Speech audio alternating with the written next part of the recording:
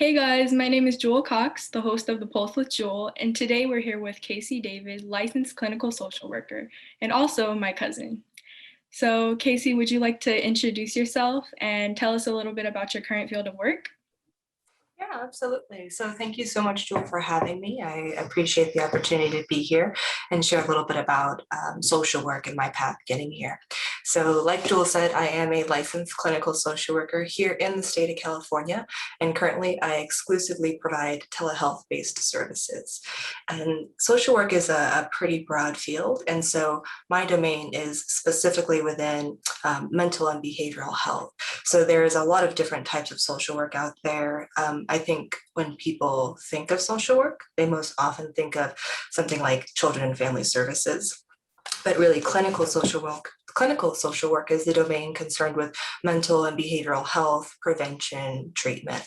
So I largely provide therapeutic services in my private practice full time. Right, that's very informative and a good intro to your profession. So, what inspired you to become an LCSW? Hmm, that's an interesting question. I feel like there were both personal and professional considerations. One of the largest was, maybe it sounds like a cliche, but I enjoy figuring people out. I enjoy figuring out human behavior. And I didn't walk into clinical social work. It was actually a pretty long, somewhat convoluted journey to get here because there are so many different realms of social work. So when I started out, it was probably 2014 that I went to school, but you could consider starting out in social work much earlier, maybe 2011 even. I did some international volunteerism that would fall under the umbrella of social work or social welfare in some consideration or some capacity. But clinical social work was, I think, something that actually developed much closer to the end, when I had actually had my feet in the water and exposure to lots of different types of social work. And so I would love to say, I really thought about it. And, since childhood, I, always had this idea that I would, learn more about human behavior and be able to, get inside people's minds or anything. But it was really almost trial and error, being able to figure out what I liked, what I didn't, what fit for me personally, and then professionally, having a lot of role models and mentors that helped inform the choices that I was making too. And so it was a long journey, but I think this is most consistent with my fit and who I am as a person. Because what you may be able to tell at the end of the interview is that it takes me a while to organize my thoughts, and so I'm quite a talker. And so I found a fit within social work that allowed me to use some of those qualities that I see within myself, but to my advantage too. And figuring people out is probably a strange way to put it, but learning more about human behavior, learning about people and relationships, and the full capacity of the person, what they can do. I think you get the opportunity to test that water and to really learn about humans and how we connect with other people in the clinical realm. Right, right. So that's like a very interesting way to think about it. Like I've never thought of clinical social work as like, figuring people out, but now that you said it, I'm like, wow, that sounds like very, very interesting. Yeah. It's And the very therapy realm, or rather the very kind of therapy. When you think about therapy, or at least what you see on TV is, like somebody with a pen and a notebook, and they, have the pen at the tip of their mouth, and they're asking people questions, and then they're like, "Oh, you're writing things down." It feels like you're trying to figure people out, but really, there's so much underneath that, in terms of, well, what are we actually figuring out? We're figuring out human relationships. We're figuring out how it is that people maintain connections. We're figuring out how it is that people come into their passions and what I call stepping into their power. And so being able to have those open conversations in the clinical realm, I think, has been one of the most passionate and one of the most favorable for me. definitely. So what kind of steps did you take throughout your life to get to where you are now? Professionally, Yep. You can talk about personally too. so you could set yourself up a few different ways to get into the field of social work. And I want to say there really isn't a wrong way to do it. What I ended up doing was I started out my undergrad with a BA in psychology. After psychology, I went into the master's of social work. So I got an MSW. After you pursue an MSW, you then have to go into, well, the licensure part is optional. So then you spend another couple of years getting your supervised experience into the clinical realm of social work. Because again, social work is so broad that when you're in school, they're training you for a lot of different things a lot of the time. Some of the time that's called the generalist model. So really kind of getting these very foundational skills, enabling you to be able to say, okay, after bachelor's, what do I want to do? I want to continue my education. Okay. Master's. Okay, after my master's, what do I want to do? Okay, licensure. So at any point, you could stop. There's a bachelor's in social work that would enable you to do bachelor's level work, a lot of like case management type activities, supportive services. And then with the master's in social work, you can still go on to do those things and even more. But let's see, then licensure. I don't know. Like I said, it was kind of a roundabout process, but it really depends, I think, on where your pull ends up taking you. And mine, I just felt like I hadn't found it. And so I couldn't stop until I did. And the more exposure you have just within the educational part of your journey, the more feeling you can get for, okay, yes, I really like this part, teaching social work. Okay, no, but I really enjoyed the classes on substance use. Yeah, that's where I want to go. No, I really enjoyed the field-based stuff. Yeah, that's where I want to go. And I think kind of figuring out where it is that you find yourself getting familiar and passionate is where you feel like, okay, this is going to meet my needs. And there's a lot of work. See, this is the part where I say I have trouble organizing my thoughts. There's a lot of work to be done about the non-literal journey steps, right? One of those is your money mindset. The other is where you feel like, okay, this is what I know about social work and this is what I don't know about social work. And so sometimes people just find themselves wherever, right? They just kind of stop in some places. And I don't think it's as linear a journey as I would like to paint the picture of, right? You go to school, you get a bachelor's, you decide, I still want some more. And you go to school, you get a master's, this isn't quite it. you go for licensure. Okay, that's cool. But there's a lot of experiences in that inform where it is that you want to go. And, I don't want to scare anyone, but sometimes those feelings of, I can't stop here, they come towards the end and they leave you feeling like, okay, now what is the next step? And so when I was an undergrad, I had no idea social work was in my future. No idea whatsoever. In fact, it's pretty ironic. I'd actually thought that I really wasn't going to go into any type of therapy or clinical practice. I knew I wanted to be somewhere in the realm again of the mind and human behavior and understanding people. And so I stepped into this psychology major like, yes, this feels good. I'm, getting the educational tidbits here. This is exciting. But it wasn't quite the application of it that I wanted. So from there, I think I had volunteer activities. And so one of them was about 2 years with Children and Family Services. And I think that's one of the most well-known types of social work. Sometimes people call it CPS, Children and Family Services, different types of names for it, depending on the county or the state that you're in. Child welfare is another word. But that's where I actually started and got most of my most significant exposure and my role models.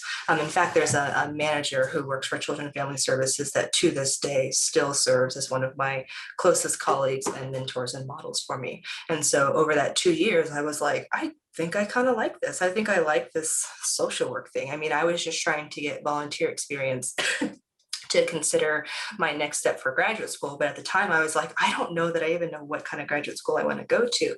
And so I had started volunteering and racking up this experience. And I was like, I like this. I like this feeling. I like the impact that we can have in the community by being available to people in this way and in this role. And then a couple of guest speakers came and they described 2 programs.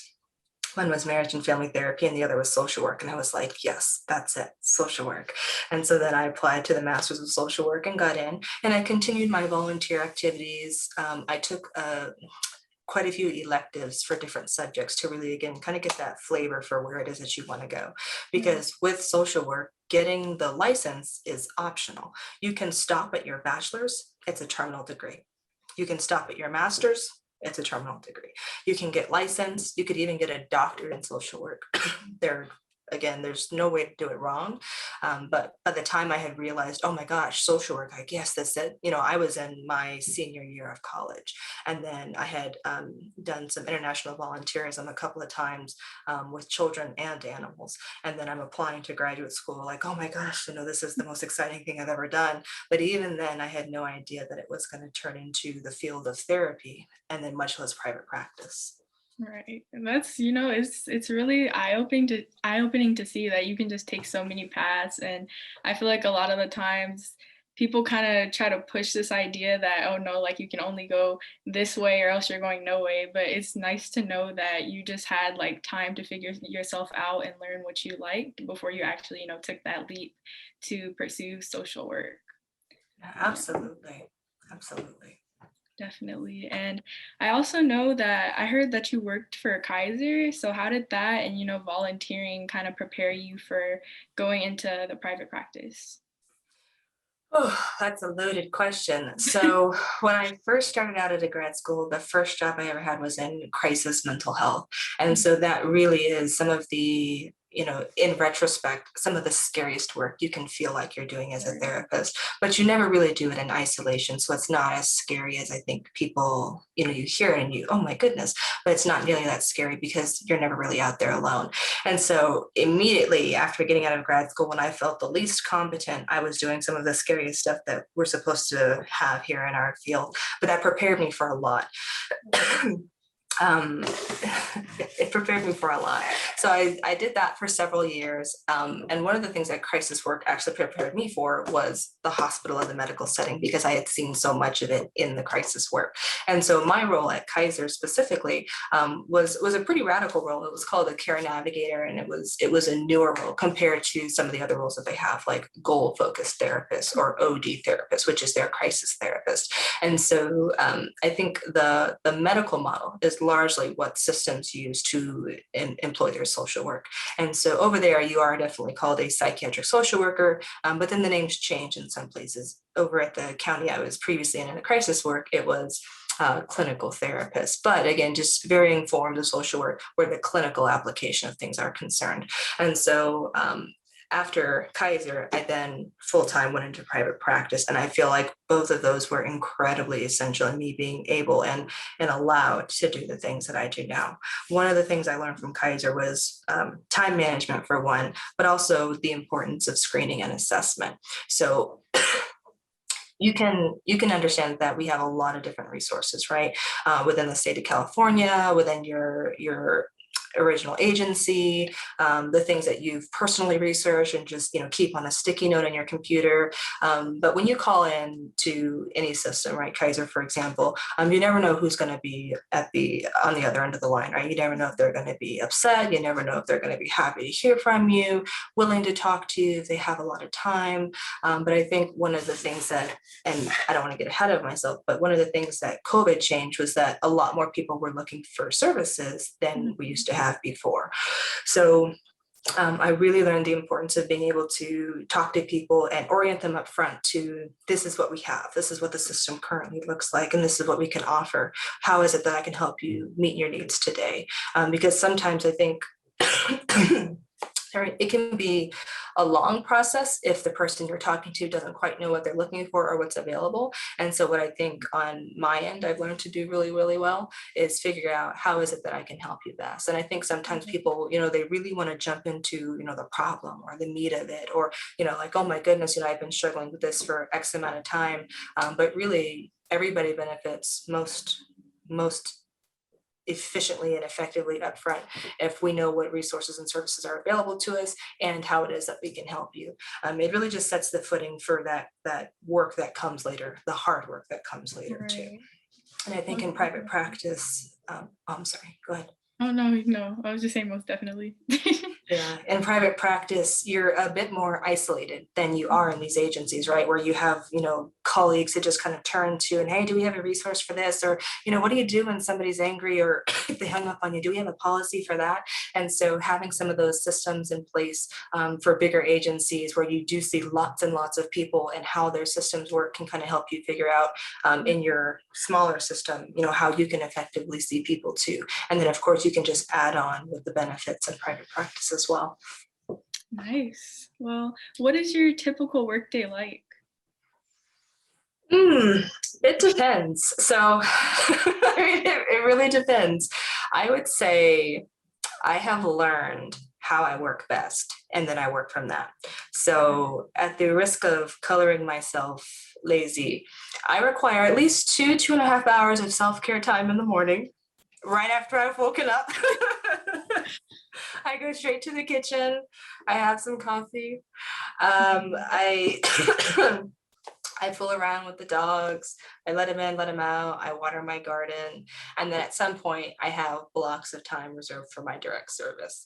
Sometimes I may do a few administrative tasks, but I usually reserve a day for my administrative things because it just helps to orient my week a little better when I know I'm going to be in front of somebody with one-on-one versus maybe calling an insurance company or a collateral source or doing some administrative work on the side. So I set aside blocks, maybe between 4 and 6 hours a day of direct service for 3, 4 days of the week.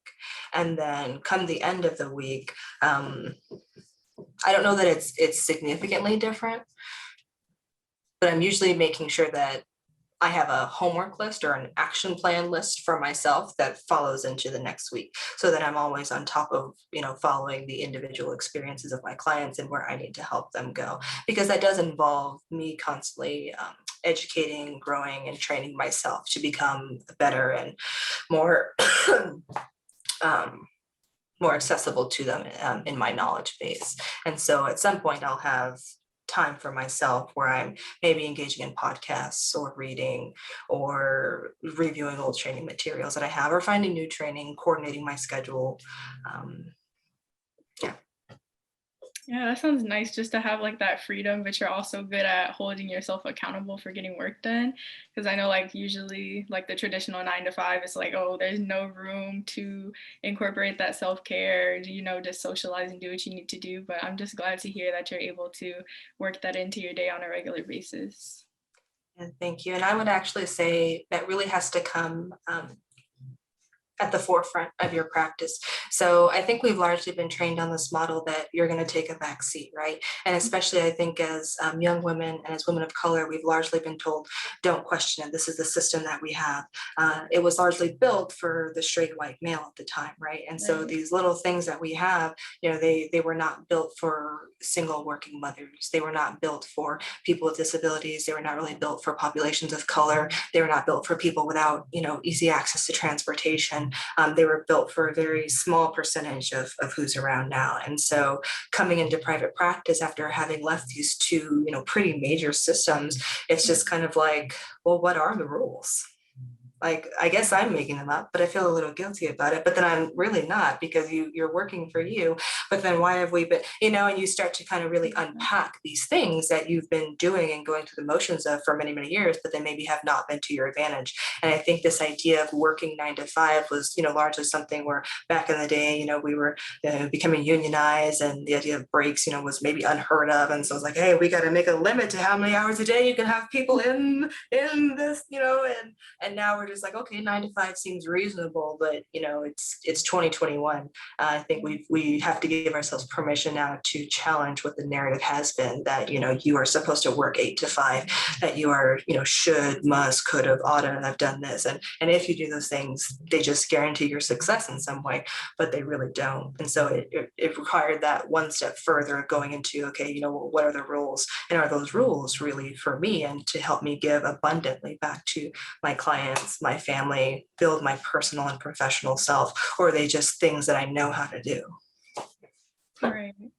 So I know you touched upon like the different power structures in the health system, and I wanted to ask, like, how has being a woman of color, impacted your perspectives, interactions, and experiences in your field?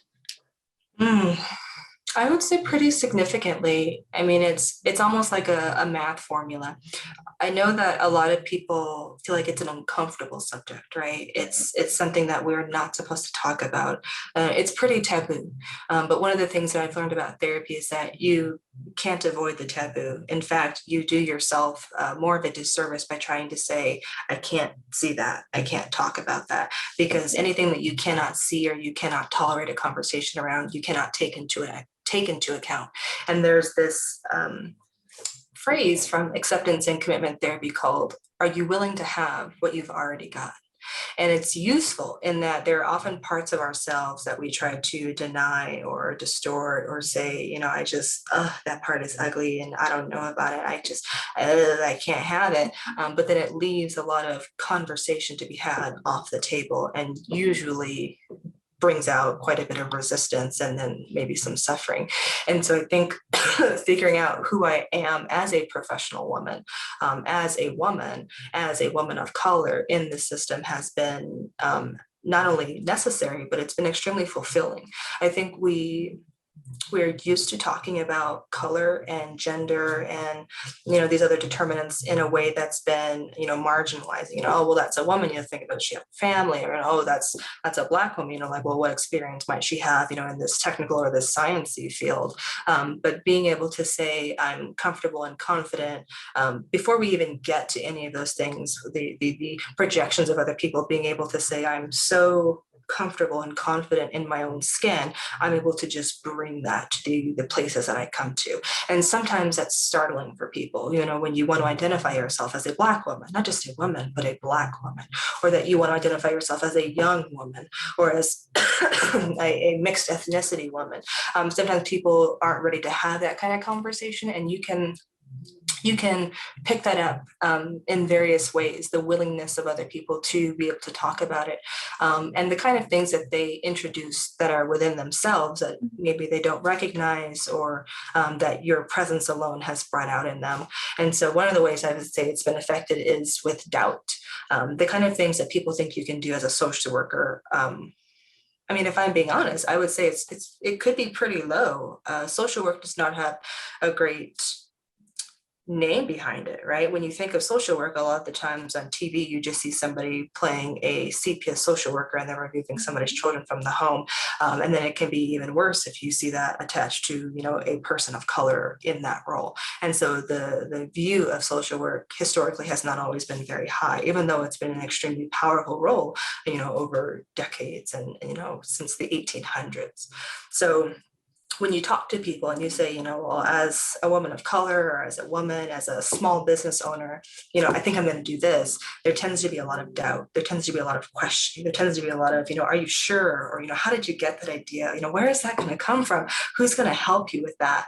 And you think about it, and there are probably questions that we would not have asked our non-marginalized populations. I use this kind of rule of thumb of like the straight white male, without having to name anybody in particular. It's, but would we have asked that question of a straight white male going to an interview saying one day he hopes to have his own small business, right? We wouldn't question it. But you tell your friends or your family or your colleagues, and there tends to be a lot of doubt about the things that they think you can do, or, it's, wow, it's radical. How are you going to open a business? Telehealth? You're crazy. What's that all about? And you think about, well, where is this barrier coming from? Where does this leap occur in the mind? And to be honest, it usually starts from this place where we've got a category for everything, and usually people of color are in this category for things that well, we just didn't think you'd be able to do. And I think that's reflected quite a bit in the conversations that you have with people about what you think your future includes or doesn't include. Right, most definitely. Like, I feel like a lot of times with women of color specifically, like, we aren't, people don't have high expectations for us. It's a lot of times like, oh, it's this Black woman here, it's this mixed race woman here, this Hispanic woman, Asian woman, etc. And there's just like this low barrier. And then if you exceed that, they think like, oh, well, she's the exception. It's not possible for most of them. Right. She's the exception. And I'm glad you really told us about your experiences, because it is important that people realize that, racism is not just a Karen video issue, or it's not just police brutality. Like, it intersects in like all different areas of society. Yeah. Absolutely, absolutely. And I think the professional domain is a significantly overlooked one. Mhm. There are, stories you can think of that 20 years ago, there may not have even been a law for or a rule for.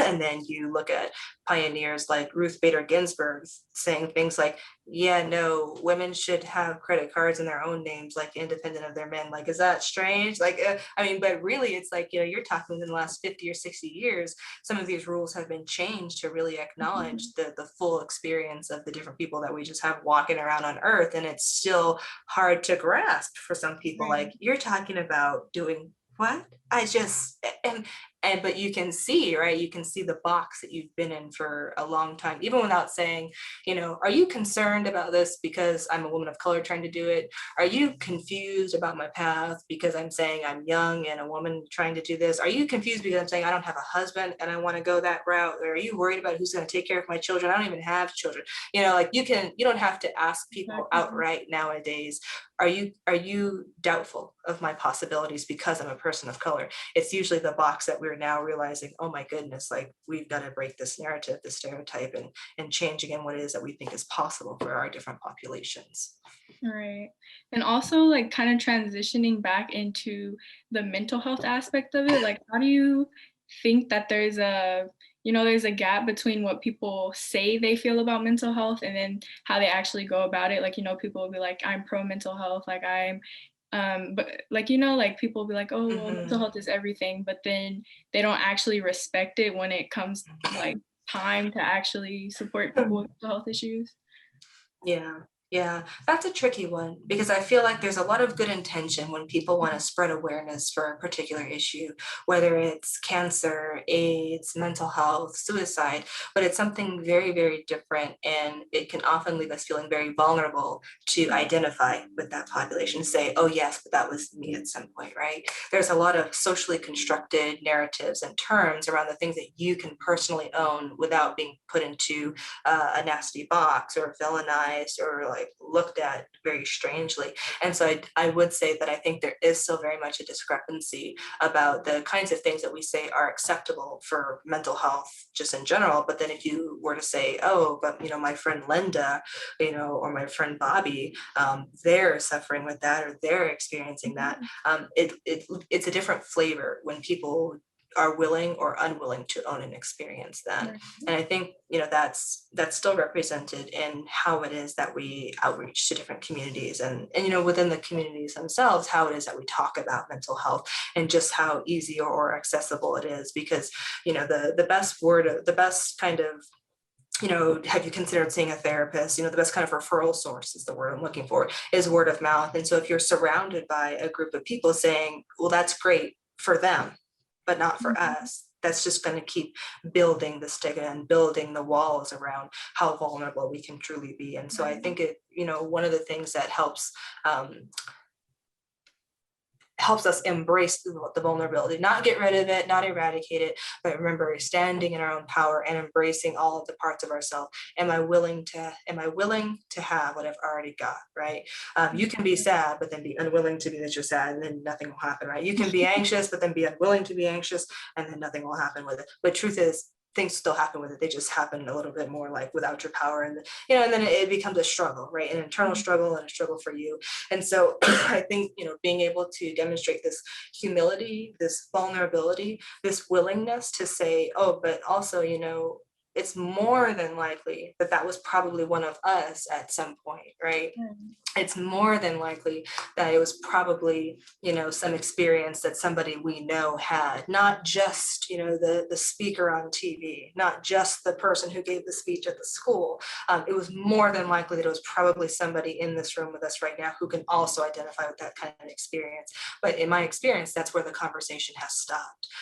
We don't always say, I did at one point when I was a teenager struggle with anger, and this was the consequence. It's a hard feeling to be angry, versus being Right. anxious versus being sad. Some things are socially tolerated, other things are not. And so when you see the spreading the awareness and getting mental health treatment, sometimes the conversation stops right at that crucial moment where you're able to say, but indeed, that's probably more of us than we really think about. And I think that's the part where we can help build on to really make sure that all of our people are taken care of and have access and equal opportunity to the same kind of treatment, because they know that they're really not showing up isolated and alone and in that box, that there's more of us there than we really think of. Yeah, for sure. Like that was very insightful, and I feel like it's very important that we do, like when we have these conversations about mental health, we don't stop like right when we're about to get down to the issue and help people find the resources that they need. And I kind of want to use that as a platform to ask you, why did you decide to specialize in counseling individuals with anxiety, OCD, and perfectionism? Well, they're all things that I've struggled with personally and professionally in the past. They're what are, I think, most nearest and dearest to my heart. So as far as clinical social work goes and the educational program that you have, it prepares you for a lot of different things. I think one of the things that makes me a really effective therapist is being able to say, I know this area really, really well, because there's lots of them, right? There's aging and older adults, gerontology, there's substance use, there's administrative social work, there's homelessness and housing, there's children and families. I mean, there's just all different types out there, and not all of them require the license, but you'll still probably have some kind of intersection of those populations in some capacity, right? Being a medical social worker, being a psychiatric social worker, being a clinical therapist or a therapist. And so the population that I've found the most rewarding to be with are the parts where I'm able to say, from this figurative and literal seat that I'm in, I've been in that one as well. And it's a hard place to be, no matter who you are. And I'm not sure how familiar you are with those things, anxiety, OCD, and perfectionism, but you tend to see them quite a bit in people. Perfectionism isn't an actual diagnosis, but it transcends a lot of different conditions, and not just anxiety and OCD. But when you see this combination, it can make for a particularly the struggle can get very, very high. And so just getting to somebody to be able to say, I look really well put together on the outside, but on the inside, I don't feel that way. That's hard up here to do. And I think that goes back to, feeling vulnerable and feeling things like shame and guilt. And one of the earliest supervisors that I ever had in the field of social work told me, Casey, there are two emotions I've seen people go to the ends of the earth to avoid, and that is feeling shame and guilt. And I think shame and guilt, whether or not we conceptualize it this way, they run very high in anxiety, OCD, and perfectionism. Right. The fear of failure, the shame of, what if I'm bad? What if it's not just that I, didn't do well in an exam because the material was different than I expected, or because I didn't study enough? What if it's me, right? There's no outrunning you. And so sometimes, getting to this place where it's like you can see past those rewarding parts of perfectionisms, or the rewarding parts of anxiety, where people tend to think like, oh, but you'll get a lot done, right? Or you'll be really careful and really thrifty. You get past that stuff and you're like, yeah, but underneath that, there's this really painful layer of being like, I'm deathly afraid that, like, what if I'm not enough? And that, the idea that you are not enough, or that, you are beyond redemption, or that you are not able to resolve the thing that it is that you want to resolve, that's an extremely scary thought. And so after having sat with that for quite a bit in my own younger years, and then again learning and learning and learning and growing and growing and growing, I feel like it's one of the most rewarding populations that I have to work with now, but also because I've spent most of my training and experience in those populations too. Yeah, like I know, like hearing from you that you've gone through it, like it really shows that you're really using yourself to kind of combat an issue that you've struggled with, and like what it feels like. And I feel like even for me sometimes, and I know a lot of people in my audience, as students interested in pre-med, like the assumption is that you're supposed to have good grades, and there are a lot of stresses from adults, counselors, teachers, and even peers to be the best or have super high grades and always have everything 100% or perfect. But do you have any suggestions to kind of deal with those, external pressures, and to make sure, you're feeling whole and enough? Absolutely not. Your gut is going to tell you exactly what you need to know. Because a perfectionist would have said, absolutely, they would have felt compelled to answer the question and make it right. But truth be told, you're going to be so individualized going throughout your processes that at some point your gut is going to say, this doesn't make sense. This doesn't feel good. And I want you to intuitively learn to use your emotions, not as something that you fear, but something that is communicating information about you and your life. And that could be, for example, somebody who's pre-med and they have a counselor maybe saying, look, A's are the standard. A's are the standard, right? There's nothing else to do but get these A's. Now, you really have two routes. You either get your A's or you don't get your A's, but then you feel really, really crummy about it and you doubt your whole life and your future. Or maybe you do get your A's and you still doubt your future and you feel really, really crummy about it.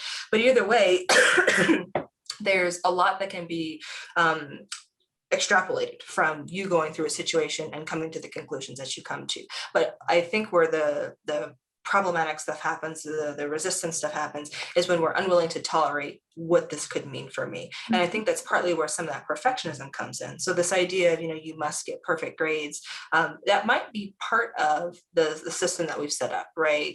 You look good on paper getting in, and that makes a lot of sense.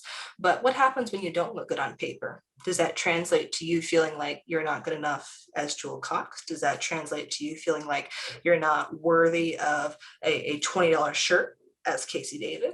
I mean, what do those things mean about you as a person? And I think that's where the growth can happen, because you may get A's, you may not get A's, but failure or less than success is an event. It's something that happens and it will be inevitable. So developing grit because no is inevitable, advice, that would be my advice. Right. But also not letting it be something that you internalize, wow, so failure is something that happened here. Maybe I didn't get all A's, maybe I got all F's, maybe I really am in quite a bit of trouble as far as where my professional growth is going in this direction. That can be really, really scary. But failure is something that happens.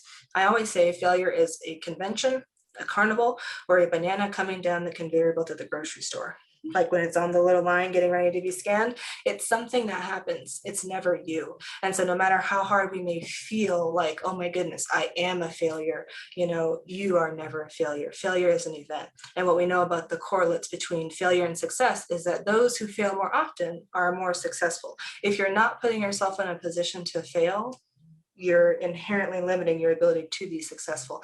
And so being willing to accept, again, more of those parts of ourselves, use them intuitively, can help us let go of some of the struggle, the being on the seesaw of shame and guilt, or, again, feeling like I have to be all or nothing, that kind of dichotomous thinking as you're going into something that could be really, really stressful or strange or new and familiar, and really orienting yourself to this place of learning and growth, as opposed to, I am here to get it right. I'm here to be right. I'm here to have it all or nothing.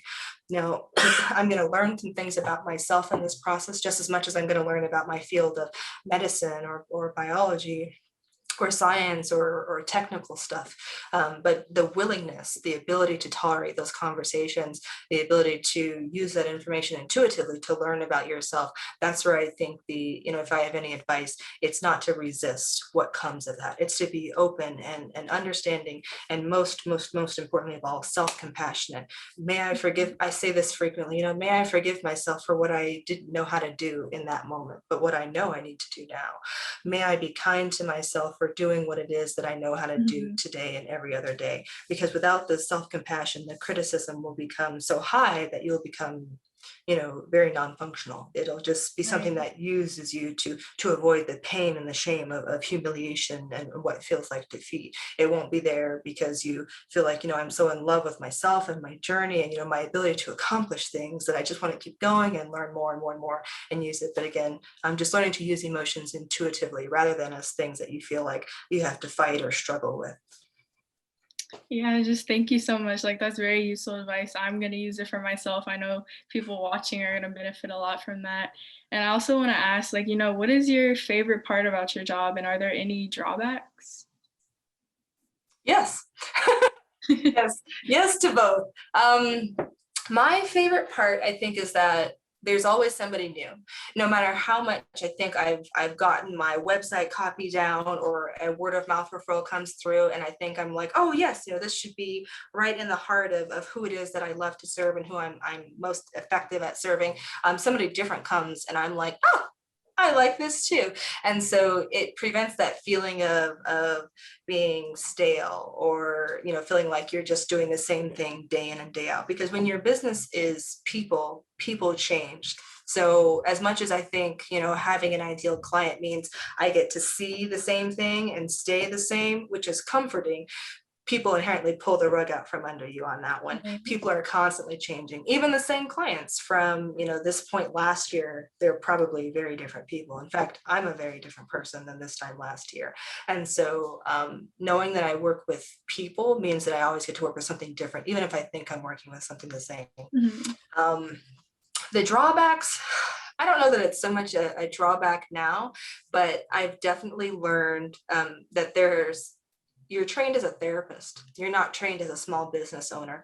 And the two are not necessarily mutually exclusive. In fact, they Right. can't be now. And so having to educate myself on the administrative and the business and the financial aspects of being in business for myself versus having an agency that's employed me, that's been a different type of struggle. And so while it's been extremely rewarding and I'm grateful for it every single day and plan to pursue it further and expand, it was the thing I didn't see coming. Right. So, I mean, what do you want to accomplish in your future as an LCSW? I would like to expand. One of the things I've learned about myself that, again, I didn't know when I went to school and for psychology, what I didn't know when I went to school for social work, what I didn't know when I went and got my license, what I didn't know at the county, what I didn't know at the hospital, what I've just now learned in the past year or two is that I really like spending time with students and teaching. And one of the things that private practice has offered is the ability to not just provide direct service, but to provide services for your colleagues and to the youth, right, in different capacities. And so one of the things I would like to do would be to expand my practice to be able to provide training and opportunities, training and work for students, either working on their masters or also for colleagues who want to know a bit more about the populations that I specialize in, like Right. anxiety and OCD. And so hopefully there's an expansion somewhere in there, but more of a teaching aspect versus direct service. Nice. I'm supporting you. We're rooting for you. I know you can do it. So I'll just be, just peeking like over the next couple years. But yeah, we're reaching the end here, but do you have any tips for, other young women of color who are looking to pursue social work? Mhm. Mm. Doubt what you think is true.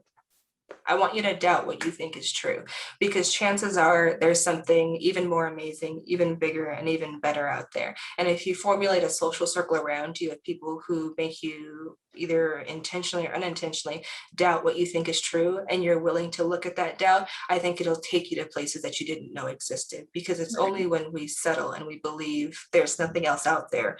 I don't know what you're talking about, 9 to 5 is it, that we get stuck. And then we question why it is that we don't feel good in the spot, or why we're working for our job rather than our job working for us. And so I always encourage everybody to doubt what they think that is for them and open their horizons.